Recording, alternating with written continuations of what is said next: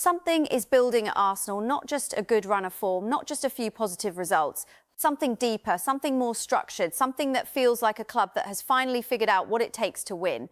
The evidence is everywhere right now, and if you have been following this club closely, you can feel the momentum shifting in a very serious direction. Arsenal sit at the top of the Premier League with 70 points from 31 games. Their goal difference stands at plus 39. Manchester City are second with 61 points from 30 games. That gap is 9 points, and it could become 12 points by the time this weekend is over. Think about what that means. Think about what that gap would do to the title race psychologically, practically and mathematically. This is the moment. This is where Arsenal's season either delivers what it has been building toward or it stumbles again. And right now, everything we are seeing suggests this group is ready to deliver. Let us be very clear about what is at stake this weekend. Arsenal host Bournemouth on Saturday at 12:30. A win does not just move them further ahead on points. A win combined with a Manchester City slip at Chelsea on Sunday could put Arsenal 12 points clear with a game in hand. That is a gap that changes the entire conversation around this title race. Paul Merson has already said publicly that he believes the Premier League title race will be over this weekend.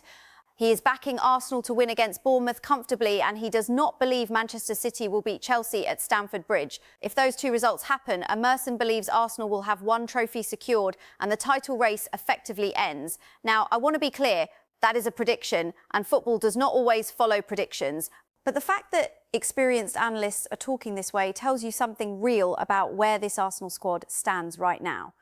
Before we go deeper, if you want this level of detailed breakdown on every major Arsenal story as it happens, hit that subscribe button right now. This channel gives you the full picture, not just the headlines. Subscribe to Melissa Arsenal Analyst and stay ahead of every development, the form guide and title picture. Let us start with the form. Both Arsenal and Manchester City have been level on recent form heading into this run. Both clubs recorded a 4 wins, 2 draws, 0 losses record across their last 6 games, earning 14 points each. On paper, that sounds like a perfectly balanced title race. 2 teams in identical form, separated only by the points they accumulated earlier in the season. But here is what that surface-level stat does not show you. The points gap chart tells the real story. Arsenal have been ahead of Manchester City at virtually every point in this season's progression. Game after game, week after week, Arsenal have been accumulating points faster and more consistently. The visual record of this season shows Arsenal's red line pulling clearly away from City's light blue line. That did not happen by accident. That happened because of discipline, organisation and quality. The wider picture of the top 6 makes this even clearer. Manchester United sit third on 55 points. Aston Villa are 4th on 54, Liverpool have 49, Chelsea have 48, Arsenal are 10 clear of 3rd place. That is not a close title race at the top of the standings. That is dominance. Injury concerns ahead of Bournemouth. Now let us address what every Arsenal supporter is anxious about this week. The injury situation is serious and it needs to be spoken about directly. 5 players were absent from Arsenal's training session ahead of the Bournemouth match. Martin Odegaard, Bukayo Saka, Julián Timber, Ricardo Calafiori and Piero Hincapie were all absent. That is 5 players of genuine quality missing from preparation for one of the biggest Premier League games of the season. Let us go through each one individually. Odegaard was substituted during Arsenal's Champions League win over Sporting with 20 minutes remaining. He had received treatment on the pitch moments before being taken off. This is a player who only recently returned from a knee injury that had troubled him since February. Before that, he suffered 2 shoulder injuries in the first half of the campaign. The Arsenal captain has had a brutal time with fitness this season, and the timing of this latest concern could not be worse. Saka has not played since the Carabao Cup final on March 22nd. He pulled out of England duty during the most recent international break. That is a significant period of absence for Arsenal's most important attacking player, and his availability for Saturday remains uncertain. Timber picked up a groin injury during Arsenal's 2-0 win over Everton a month ago. That was the same game that produced one of the most exciting moments of Arsenal's season, which we will come back to shortly. Timber has been out since that match. Hincapie tweaked his hamstring while on international duty with Ecuador. He has missed Arsenal's last 2 matches as a result. Calafiori started in his place for the Champions League win over Sporting, played the full 90 minutes and did not appear to pick up any injury during that game. Now here is the positive news. Oberechi Eze has returned to training after 3 weeks out with a calf injury. Eze, who is 27 years old, is someone Arsenal signed in a deal worth close to £68 million from Crystal Palace. He has scored 9 goals and provided 6 assists in 43 appearances this season. His return is a significant boost and he could potentially feature against Bournemouth. Mikel Arteta has also expressed hope that Saka and Timber could be available, but the reality is that neither player trained on Thursday morning. The situation is fluid and Arteta will be monitoring these players closely before making any decisions on Saturday. Max Dowman, and the youngest in history. Let us now talk about something that has genuinely captured the imagination of everyone watching Arsenal this season. Max Dowman, 16 years old, and already making history in 2 of the biggest competitions in world football. Dowman became the youngest scorer in Premier League history with his goal during Arsenal's 2-0 win over Everton. Let that land for a moment. The youngest scorer in the entire history of the Premier League, not the youngest at Arsenal, not the youngest in recent years, the youngest ever. And then just days ago, he became the youngest player to appear in the knockout stages of the Champions League when Arsenal beat Sporting. 16 years old, playing in the last 16 of the Champions League. The scale of that achievement is extraordinary. But what is more interesting to me as an analyst is not just the records, it is how Arteta explains his decision to play him. Arteta was asked about this and his answer was revealing. He pointed directly to Dowman's teammates as the reason he felt confident putting him on the pitch. Arteta described watching Dowman in training every day, seeing how his teammates pass the ball to him instinctively, how they trust him to make the right decisions. Arteta said, and these are his words, the message is clear, "We trust you and you can make the difference for us." That is a significant thing for a manager to say about a 16-year-old. Arteta is not someone who uses words carelessly. When he says the team trusts this player, he is telling you something real about what he sees in training every single day. Rio Ferdinand has gone even further in his assessment. Ferdinand believes Dowman could be the key to Arteta finally getting Arsenal over the line in the title race. His reasoning is fascinating. Ferdinand's point is that Dowman does not carry the mental scars that other Arsenal players carry from previous near misses. He has not lived through the heartbreak of previous title collapses. He is fearless because he does not know what losing felt like in those moments. Ferdinand suggests that Arsenal should use that fearlessness, lean on it carefully, without giving the teenager too much responsibility, but allow his energy and mentality to lift the group when pressure builds. That is a genuinely intelligent observation about football psychology. And the evidence so far suggests Ferdinand may be right. Dowman has featured regularly since his record-breaking debut and continues to impact games when he plays. He is expected to be part of the squad when Arsenal face Bournemouth on Saturday. David Raya, the numbers behind the excellence. Before we move into the transfer stories, there is one more performance area that deserves serious attention. David Raya has been in exceptional form this season, and the statistics that have been published confirm what the eye test already suggested. In the Premier League this season, Raya has kept 15 clean sheets. That places him in the 100th percentile among all Premier League goalkeepers. That means no goalkeeper in the division has kept more clean sheets. He has conceded 22 goals, which places him in the 58.8 percentile. His save percentage stands at 69.4%, placing him in the 67.6 percentile. He has made 35 high claims, ranking him in the 88.2 percentile. He has completed 163 accurate long balls, placing him in the 85.3 percentile. And he has created 3 chances, placing him in the 91.2 percentile. Those numbers are not just good, they are elite across multiple categories. The clean sheet record alone is historic for this stage of the season. 15 clean sheets in the Premier League tells you everything about how well organised Arsenal's defence has been, and Raya has been a central part of that structure. Arteta contract and ownership direction. Now let us talk about what is happening off the pitch at boardroom level, because there are several significant developments worth analysing. Contract talks between Arsenal and Mikel Arteta are heading in a positive direction. Initial discussions have been constructive and all parties have agreed to pause talks during the run-in and restart after the season concludes.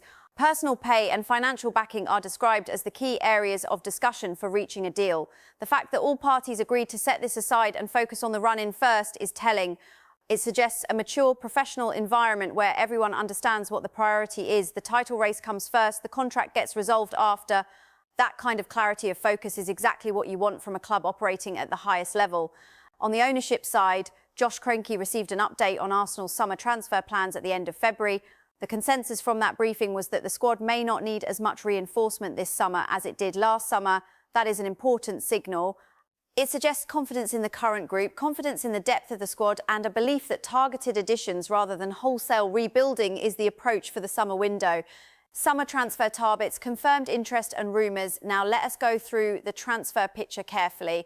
And I want to be precise here about what is confirmed interest and what remains at the rumour stage. Starting with attacking targets. It is understood that Arsenal are interested in signing an attacker this summer to bolster their forward line. Several names have been discussed in connection with the club. Julián Álvarez is the name with the most substance behind it. It is understood that Arsenal have a genuine interest in the Atletico Madrid striker. However, the reality here is important. A move for Álvarez would likely require either Victor Gyökeres or Kai Havertz to leave the club first. That is not a minor condition. That is a fundamental restructuring of the striking department.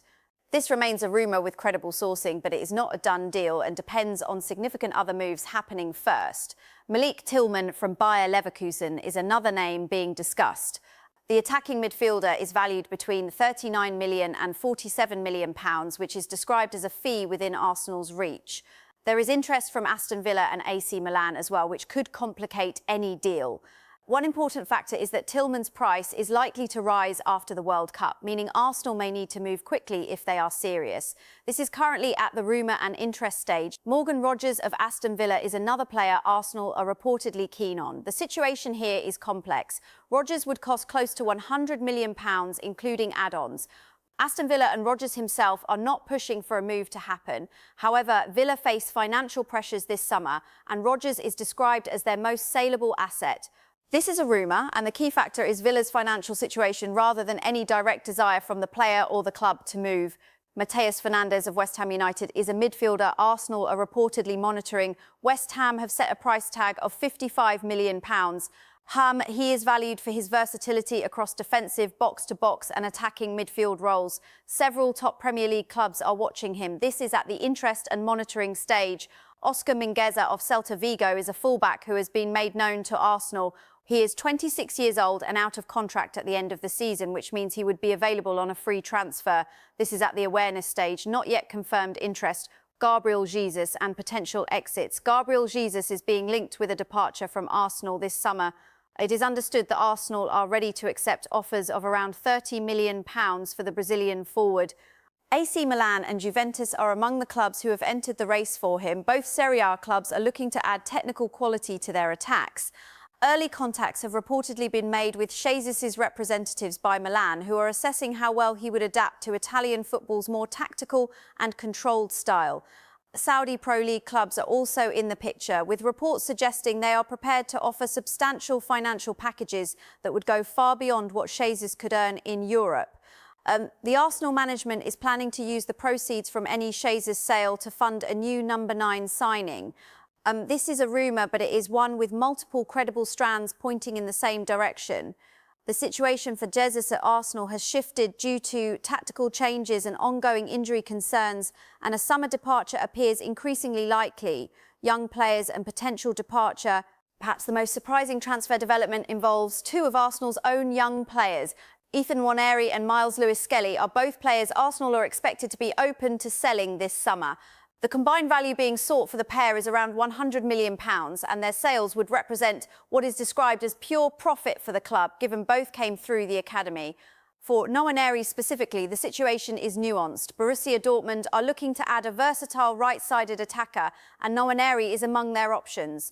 It is understood Arsenal are prepared to listen to offers. Importantly, Nwaneri himself is potentially open to leaving following the arrivals of Noni Madueke and Eberechi Eze last summer. The competition for places has increased significantly, and although Nwaneri has never agitated for a transfer, he is described as willing to listen to offers. An exit is not guaranteed, but the door is open. On the contract side, Martin Odegaard enters the final 2 years of his contract this summer. However, it is understood that Arteta is minded to keep his captain at the club. The intention is clearly to extend, though the formal process of negotiation will presumably follow the same pattern as the Arteta contract discussions, with the run-in being the priority first. Expert opinions on the squad. 2 detailed assessments from Ruud Gullit have added real texture to the conversation around some of Arsenal's players this week. On Julián Timber, Gullit was effusive. He described Timber as one of the finest defenders in the division and called him a fantastic player. Gullit noted that Timber is very strong, looks convincing in everything he does, and is both tactically intelligent and technically gifted. Gullit recalled watching Timber in the Ajax youth teams and described him as always being a good, strong player. The quality that Gullit particularly emphasised was Timber's character. He noted that Timber does not complain, he gets on with his job, and he is a genuine team player. Gullit also acknowledged that Timber suffered a real setback with a long-term injury when he first joined Arsenal, but said the way he has bounced back and adapted to the Premier League has been impressive. The significance of this assessment matters in the context of the current injury situation. Timber is currently absent with a groin injury. His quality is not in question. The only question is whether he will be available for Bournemouth, and all current signs suggest he was not training on Thursday. On Noni Madueke, Gullit made an observation that deserves attention. He acknowledged that Madueke is dangerous on the ball, which most people already recognise, but his point was that what goes unnoticed is how good Madueke is off the ball and how much he helps the team in those moments. Gullit called him a really good signing for Arsenal. That off-ball contribution is the kind of detail that often separates good players from great ones in a top manager's system, and it is clearly something Arteta has been building into how Madueke plays. Let us pull all of this together and look at where Arsenal actually stand right now.